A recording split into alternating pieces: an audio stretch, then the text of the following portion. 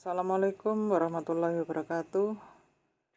Salam kebajikan, Om Swastiastu, Namo Buddhaya. Selamat pagi anak-anak sekalian. Yang terhormat Bapak Ibu Guru SMK Negeri 6 PGRI 6 Kota Malang. Alhamdulillah kita panjatkan kepada Tuhan Yang Maha Esa bahwa kita pada pagi hari ini masih diberi kesempatan, kesehatan, sehingga dapat bertemu dalam pelaksanaan kegiatan PLS pada pagi hari ini. Perkenalkan dulu, nama saya Anik Setiawati, pangkat Ibda, pekerjaan di Polsek Sukun di Panit Bimas Polsek Sukun. Kemudian pada kesempatan pagi ini langsung saja akan kami sampaikan beberapa tata cara etika kita dalam berlalu lintas. Sebelumnya kita melaksanakan, sebelum berangkat ke sekolah harus disiplin dulu, disiplin terhadap diri sendiri, disiplin terhadap waktu. Pada kesempatan ini langsung saja kami dari kepolisian akan menyampaikan masalah etika dan tata cara berlalu lintas dan narkoba. Undang-Undang Lalu Lintas dan Angkutan Jalan yaitu nomor 22 tahun 2009 tentang etika dan tata cara berlalu lintas. Definisi lalu lintas itu sendiri yaitu pergerakan kendaraan, orang atau barang di ruang lalu lintas di jalan raya yang membutuhkan prasarana berupa jalan beserta alat pendukungnya. Berlalu lintas di mana saat ini saat new normal atau pandemi COVID-19 yang lagi booming. Kegiatan lalu lintas yang menekankan keselamatan di jalan sesuai protokol peraturan lalu lintas yang ada disertai kewaspadaan dan pencegahan penyebaran pandemi COVID-19 pada aktivitas lalu lintas. Di dalam etika berlalu lintas ada beberapa yang perlu disampaikan, yaitu pada saat kita berada di jalan raya ada faktor-faktor yang menyebabkan kecelakaan. Secara umum yaitu 1. Faktor pengemudi, 2. Faktor kendaraan, 3. Faktor jalan, 4. Dan faktor cuaca. Akan kami sampaikan, akan saya jelaskan satu persatu masalah faktor pengemudi, yaitu adanya tidak disiplin para pengguna jalan.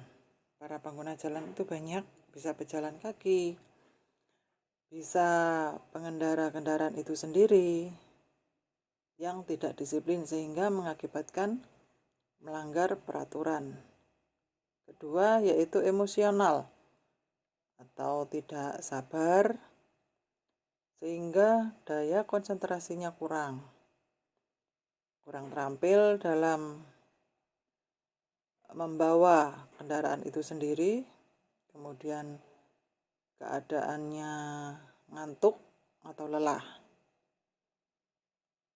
Ketiga yaitu mabuk, bisa pengaruh obat-obatan atau minuman keras. Nah, ini faktor-faktor dari pengemudi ini fatal juga yang bisa mengakibatkan kecelakaan. Faktor yang kedua yaitu faktor kendaraan, yaitu kendaraan yang tidak layak jalan.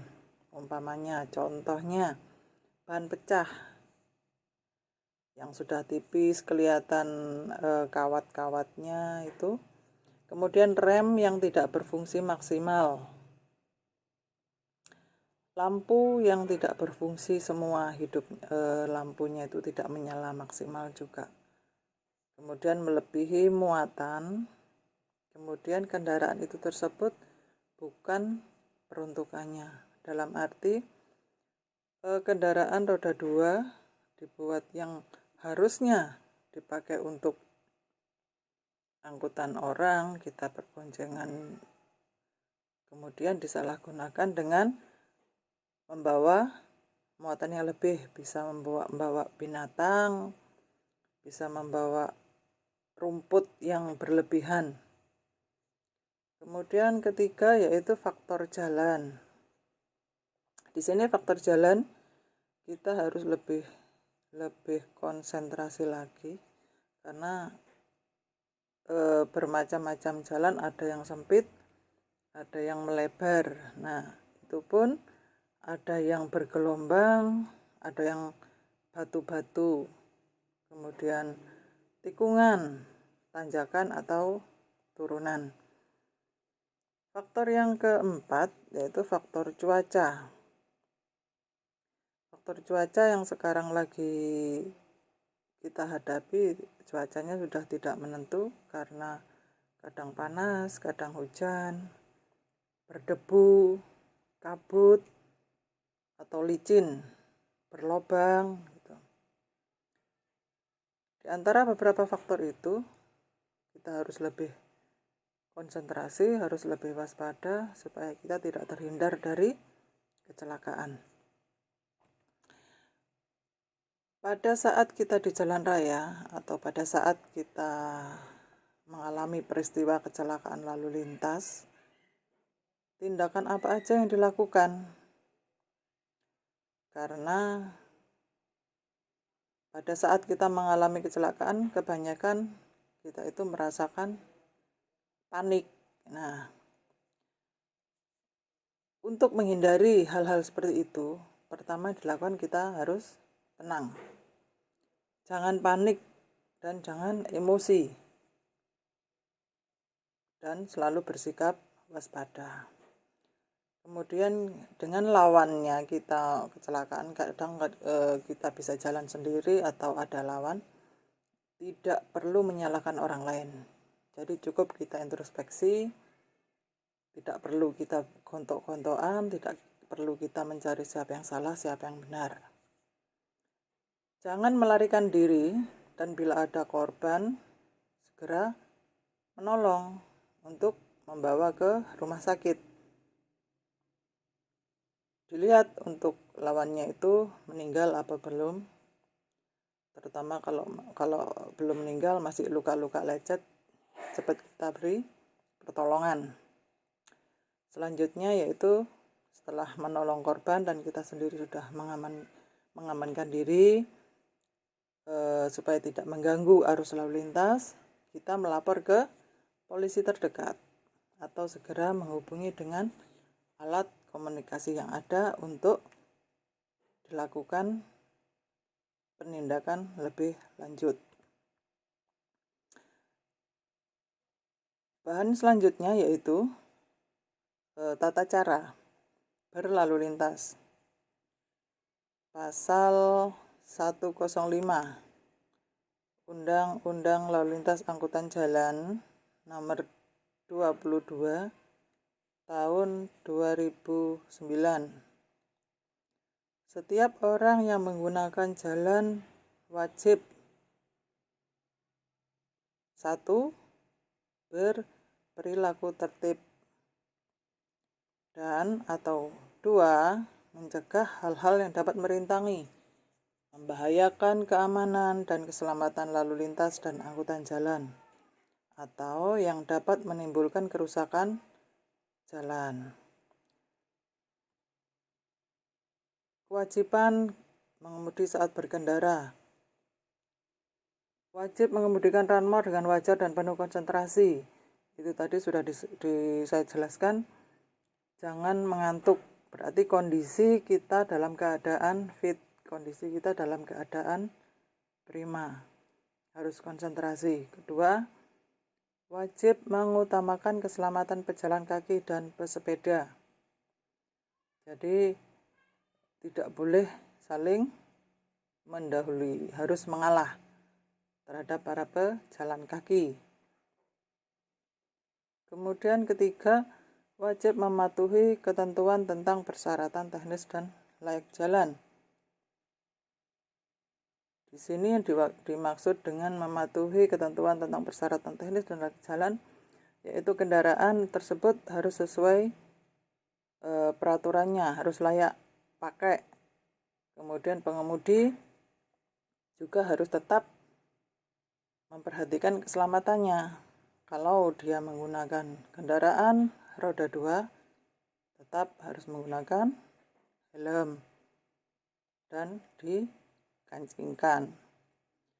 Kemudian kalau menggunakan kendaraan roda 4, ya tetap memakai sabuk keselamatan atau safety belt. Yang keempat yaitu wajib mematuhi ketentuan dalam berkendara, dalam berlalu lintas, yaitu rambu perintah, rambu larangan, marka jalan, alat pemberi isyarat lalu lintas, gerakan lalu lintas, berhenti dan parkir, peringatan dengan bunyi dan sinar, kecepatan maksimal atau minimal. Nah, dari beberapa faktor ini kita harus mematuhi. Jika tidak, diri kita sendiri yang akan celaka. Pada saat kita membawa runmore di jalan, jangan lupa faktor keselamatan. Kelengkapan dalam arti kendaraan pun harus lengkap, lampu, spion, rem, helm untuk para pengendaranya. Kemudian pada saat kita jalan, jangan lupa surat-suratnya dibawa. Kita harus bawa SIM, STN, itu minimal itu. Setiap orang yang mengemudikan runmore roda 4 atau lebih di jalan dan penumpang yang duduk di sampingnya wajib mengenakan sabuk pengaman. Kemudian yang roda 2 atau sepeda motor, penumpang sepeda motor wajib mengenakan helm yang memenuhi standar nasional Indonesia. Kemudian untuk sepeda motor juga tidak boleh lebihi dari satu orang di belakang. Jadi tiga gonceng tiga tidak boleh. Harus tetap berdua, depan dan belakang. Faktor yang harus diperhatikan oleh pengendara sepeda motor yaitu 1. Menggunakan lajur sebelah kiri. Tidak dibenarkan berjajar ke samping lebih dari 2 sepeda. Sebenarnya kalau 2 sepeda pun itu tidak boleh. Jika kita mengingat jalan raya itu sempit, kalau kita pakai berjajar kedua kan juga berbahaya. Ketiga, dilarang bergantungan kendaraan motor yang sedang berjalan. Maksudnya di sini seperti kita mengendarai pickup itu, kita dilarang itu kita bergelantungan di situ, itu tidak boleh. Itu rawan sekali. Keempat yaitu dilarang membawa beban yang melampaui kemampuan atau membahayakan keselamatan pengendara sendiri maupun pemakai jalan yang lain. Kelima, pada malam hari wajib menyalakan lampu, sedangkan pada siang hari juga sekarang untuk runmore sudah dipenuhi untuk lampu, jadi tetap menyala siang maupun malam. Dan jangan lupa selalu mengecek kelengkapan keadaan sepeda untuk layak jalan. Saya kira hanya itu yang untuk pengertian secara sekilas masalah kelalu lintasan. Kemudian untuk selanjutnya saya akan menyampaikan sedikit yaitu bahaya penyalahgunaan narkoba. Adik-adik saat remaja sekarang adalah rawan sekali terhadap perkembangan, terhadap penyebaran narkoba. Dan yang menjadi TO-nya adalah para generasi muda. Definisi narkoba sendiri yaitu narkotika dan obat-obatan psikotropika. Apa itu narkoba? Bahan atau zat yang jika dimasukkan dalam tubuh manusia, baik diminum, dihirup, atau disuntikkan, akan dapat mengubah pikiran, suasana hati, atau perasaan, dan perilaku seseorang. Bahaya narkoba terhadap pelajar. Perubahan sikap dan kepribadiannya menjadi lebih buruk. Contohnya sering membolos, menurunkan kedisiplinan, dan nilai-nilai pelajaran menjadi rendah. Orangnya mudah tersinggung, sering mengantuk, malas, dan tidak mempedulikan kesehatan diri sendiri.